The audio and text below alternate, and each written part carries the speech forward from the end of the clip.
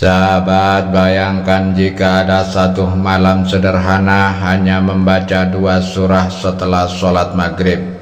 Lalu Allah janjikan perlindungan dari siksa kubur, terhindar dari hisab yang berat, bahkan mendapat pahala setara dengan Lailatul Qadar.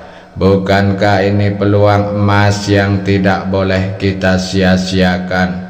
Rasulullah Shallallahu Alaihi Wasallam telah memberikan rahasia besar ini, dan malam ini saya akan memberikan untuk Anda. Bismillahirrahmanirrahim. Assalamualaikum warahmatullahi wabarakatuh. Alhamdulillahirabbil alamin. Allahumma sholli ala Sayyidina Muhammad wa ala ali Sayyidina Muhammad, amma ba'du. Sahabat YouTube yang dirahmati Allah, syukur alhamdulillah kita bisa berjumpa lagi di channel ini. Sholawat dan salam selalu dan tetap tercurahkan kepada junjungan kita Nabi besar Muhammad Shallallahu Alaihi Wasallam. Mari para sahabat kita ucapkan atau bisa dituliskan di kolom komentar, Allahumma sholli ala Sayyidina Muhammad wa ala ali Sayyidina Muhammad. Semoga dengan ucapan atau tulisan sholawat tadi kita semua diakui sebagai umatnya, sehingga kelak kita mendapatkan pertolongan beliau. Harapan dan doa saya semoga sahabatku semuanya selalu diberikan kesehatan, dilapangkan rezekinya, diampuni dosa-dosanya, dan dipanjangkan umurnya oleh Allah Subhanahu wa Ta'ala. Amin ya Rabbal Alamin. Sahabat YouTube yang dirahmati Allah, setiap hari kita sibuk bekerja mencari nafkah, mengurus keluarga, mengejar cita-cita. Tahukah Anda ada satu kepastian yang tidak bisa kita hindari, yaitu kematian. Sebaik apapun kedudukan kita, sebesar apapun harta yang kita punya, pada akhirnya semua akan ditinggalkan. Yang akan menemani hanyalah amal ibadah kita. Rasulullah Shallallahu Alaihi Wasallam pernah mengingatkan, kubur itu adalah awal dari perjalanan akhirat. Jika seseorang selamat di dalamnya, maka perjalanan selanjutnya akan lebih mudah. Tetapi jika ia gagal, maka perjalanan berikutnya akan lebih berat. Hadis riwayat At-Tirmidzi. Kalimat ini membuat kita merenung, apakah kita sudah menyiapkan bekal untuk melewati alam kubur? Sahabatku, bayangkan ketika malaikat Munkar dan Nakir datang, kubur yang sempit akan menekan, pertanyaan-pertanyaan yang sulit akan diajukan. Saat itu tidak ada lagi teman, keluarga, atau harta yang bisa menolong. Yang menyelamatkan hanyalah amal kita. Pertanyaannya, amal apa yang benar-benar bisa menolong kita saat sendirian di dalam kubur itu? Disinilah besarnya kasih sayang Rasulullah Shallallahu Alaihi Wasallam. Beliau tidak hanya mengingatkan umatnya, tapi juga memberikan solusi yang mudah. Nabi Shallallahu Alaihi Wasallam bersabda, ada 2 surah yang bila dibaca setelah sholat maghrib akan menjadi penyelamat azab kubur, memberi syafaat di hari kiamat, bahkan pahalanya setara dengan ibadah di malam Lailatul Qadar. Bayangkan sahabat, hanya dengan meluangkan beberapa menit setelah maghrib kita bisa mendapatkan pahala sebesar itu. Subhanallah, inilah bukti bahwa Allah Maha Pemurah dan Nabi Shallallahu Alaihi Wasallam begitu sayang kepada umatnya. Maka pada kesempatan kali ini, mari kita bahas 2 surah agung yang dijanjikan Rasulullah Shallallahu Alaihi Wasallam. Surah yang menjadi tameng dari azab, penyelamat dari hisab, dan jalan menuju surga, dan bagaimana cara mengamalkannya. Namun sebelum kita lanjut, mari kita sama-sama berdoa kepada Allah. Silakan sahabat tuliskan hajat, cita-cita, dan doa sahabat di kolom komentar untuk kita aminkan bersama-sama. Karena bisa kita bayangkan 40 orang saja yang mengaminkan doa kita, maka insya Allah akan diijabah oleh Allah Subhanahu wa Ta'ala. Amin ya Rabbal Alamin. Dan untuk para sahabat yang baru bergabung, silakan untuk klik tombol like, tombol jempolnya, kemudian subscribe juga, dan aktifkan lonceng notifikasinya, agar ketika channel ini update video terbaru, sahabatku semua langsung mendapat notifikasinya.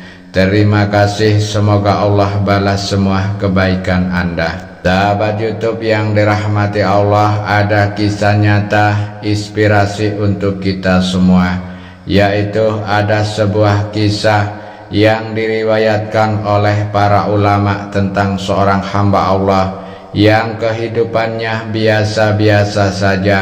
Ia bukan orang kaya, bukan pula orang yang dikenal banyak orang. Pekerjaannya sederhana, hanya seorang penjual kain di pasar kecil. Tapi ia memiliki satu kebiasaan yang tidak pernah ditinggalkan. Setiap malam setelah sholat maghrib, ia membaca 2 surah agung itu. Suatu ketika orang ini meninggal dunia. Tetangganya bercerita bahwa pada malam pertama ia dikuburkan, terdengar suara bacaan Al-Quran dari arah kuburnya. Orang-orang terkejut. Mereka mendekat dan ternyata suara itu adalah bacaan surah yang pernah ia biasa baca semasa hidupnya. Berita itu sampai kepada seseorang alim di kampung tersebut. Sang alim pun berkata, itulah bukti dari sabda Nabi SAW. Surah Agung adalah penyelamat dari azab kubur. Allah izinkan ia menemaninya di dalam barzah. Inilah karunia bagi orang yang istiqomah dalam mengamalkannya. Kisah ini juga diceritakan dari seorang murid yang sering menemui gurunya. Gurunya ini selalu berpesan, nak, jangan pernah tinggalkan membaca 2 surah agung setelah maghrib itu, karena aku yakin surah-surah inilah yang akan menjadi pembela kita ketika tidak ada lagi sahabat dan keluarga. Beberapa tahun kemudian sang guru wafat. Si murid pun bermimpi bertemu dengan gurunya dalam keadaan wajah bercahaya. Dalam mimpi itu gurunya berkata, nak, benar apa yang aku wasiatkan. 2 surah agung ini yang menemaniku di kubur. Mereka melindungiku dari pertanyaan malaikat, dan insya Allah akan menuntunku ke surga. Sahabat, inilah bukti betapa besar rahmat Allah. Amalan ringan tapi ganjarannya luar biasa. Tidak perlu harta, tidak perlu tenaga, hanya butuh keistiqomahan dalam membaca 2 surah ini setiap malam. Pelajaran dari kisah di atas bahwa yang pertama, Al-Quran akan menjadi sahabat di dalam kubur. Kisah sahabat yang mendengar bacaan surah agung dari dalam kubur adalah bukti nyata bahwa Al-Quran tidak hanya kita baca ketika hidup, tapi ia akan menjadi teman setia yang membela dan menyelamatkan kita di dalam kubur. Pelajaran untuk kita, jangan pernah tinggalkan Al-Quran meskipun hanya 1 surah pendek setiap malam. Yang kedua, amalan kecil tapi istiqomah lebih bernilai daripada amalan besar yang putus-putus. Yang ketiga, kasih sayang Nabi SAW untuk umatnya sangatlah besar. Rasulullah Shallallahu Alaihi Wasallam sangat ingin umatnya selamat dari azab sampai beliau berwasiat agar kita mengamalkan dua surah ini setelah maghrib. Bahkan Nabi bersabda, pahala membacanya setara dengan ibadah di malam Lailatul Qadar. Pelajarannya untuk kita, kalau Nabi sudah memberikan jalan mudah bagi kita, mengapa kita tidak bersegera melaksanakannya? Jadi 3 pelajaran ini bisa menjadi pengingat, yaitu sebagai bacaan harian setelah maghrib, agar kelak kita selamat di alam kubur, ringan hisab di akhirat, dan dekat dengan syafaat Rasulullah Sallallahu Alaihi Wasallam. Sahabat YouTube yang dirahmati Allah, berikut ini cara mengamalkan 2 surah agung yang dimaksud setelah sholat maghrib. Yang pertama, waktu yang tepat dianjurkan dibaca setelah sholat maghrib hingga sebelum isya. Jika terlewatkan, bisa dibaca di malam hari sebelum tidur.